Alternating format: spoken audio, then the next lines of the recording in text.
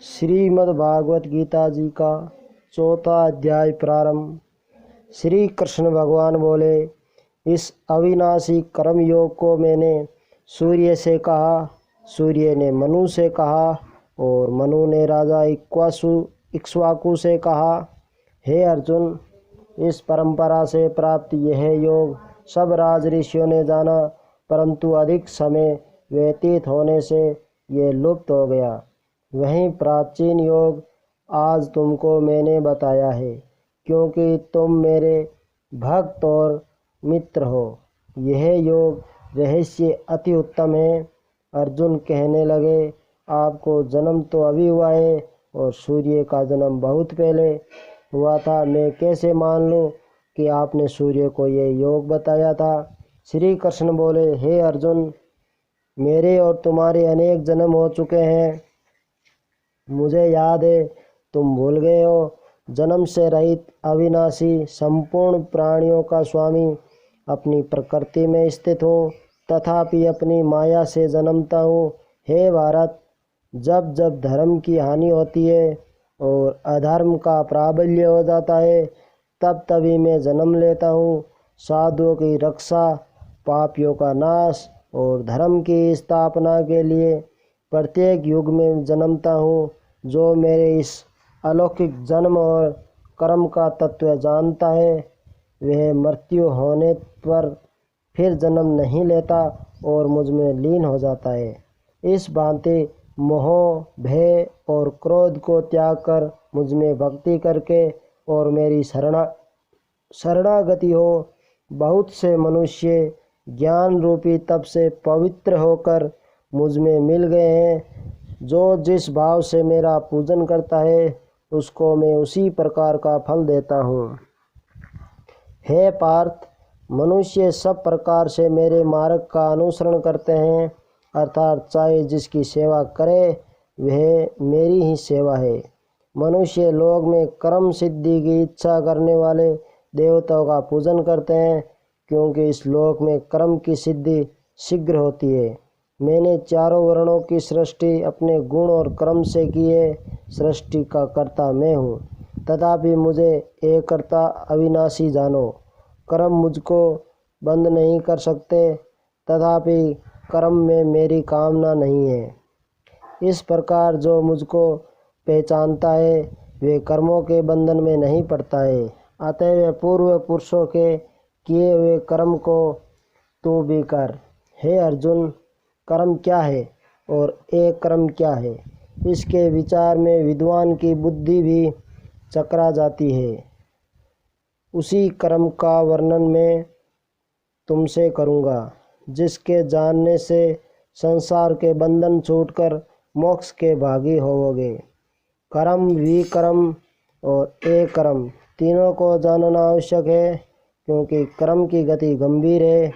हे अर्जुन, जिसके कर्म करने की कोई कामना नहीं रहती है और जिसके समस्त कर्म ज्ञान रूपी अग्नि से भस्म निर्मल हो गए, उसको पंडित कहते हैं।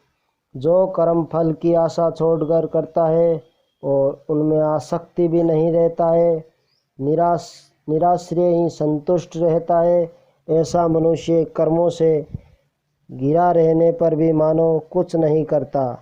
देव योग से जो कुछ मिल जाए उसी पर संतुष्ट रहता है। जो हर्ष, शोक आदि द्वंद्वों से मुक्त है तथा किसी से ईर्ष्या नहीं करता, कर्म की सिद्धि या असिद्धि में भेद नहीं समझता, वे कर्म करता हुआ भी उसमें नहीं बंधता। जो फल की इच्छा नहीं रखता, वासना से दूर हो गया है। ज्ञान में जिसका मन अचल है और यज्ञ के कर्म करता है, वे सब दोष लुप्त हो जाते हैं।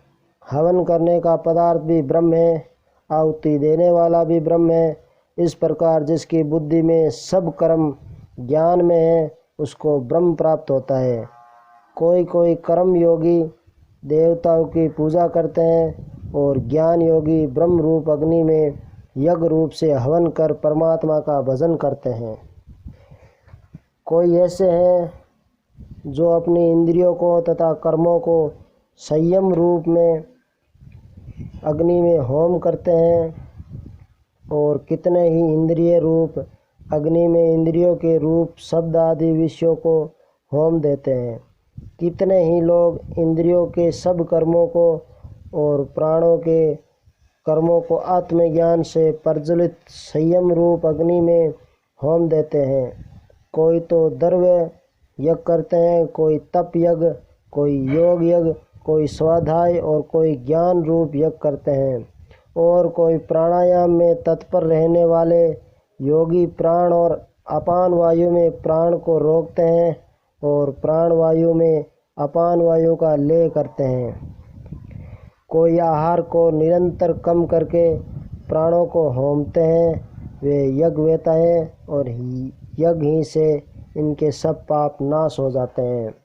जो यज्ञ में बचे हुए अमृत रूप अन्न को खाते हैं, वे सनातन ब्रह्म को प्राप्त होते हैं। हे अर्जुन, जो यज्ञ नहीं करते हैं उनको यह लोक और परलोक दोनों नहीं है। इस प्रकार के बहुत से यज्ञ वेद में विस्तार सहित वर्णन है। इन सबको कर्म से उत्पन्न हुआ जानो। हे प्रथम, धर्म में यज्ञ से ज्ञान यज्ञ उत्तम है।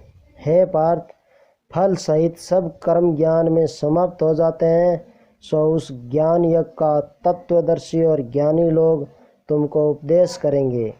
इसलिए तुम उनकी सेवा करना और उनको विनय पूर्वक प्रसन्न करके ज्ञान यज्ञ जानना। इस ज्ञान को लाभ करके तुमको ऐसा मोह फिर नहीं होगा।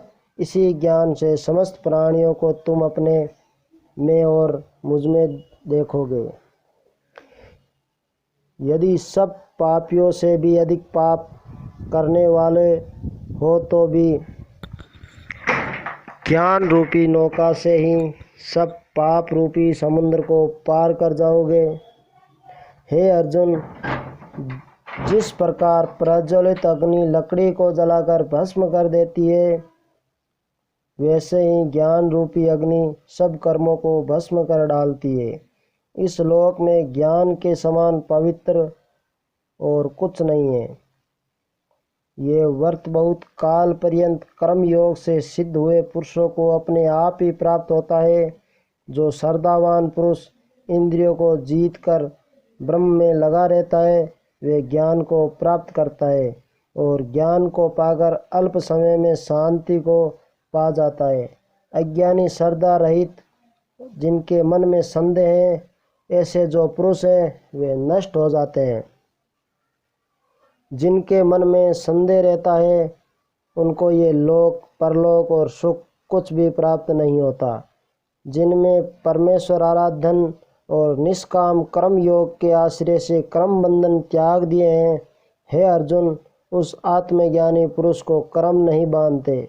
अतएव ज्ञान से उत्पन्न हुए चित्त के इस संशय को ज्ञान रूपी तलवार से काट कर मेरे बताए हुए कर्म योग को करने के लिए प्रस्तुत हो जाओ।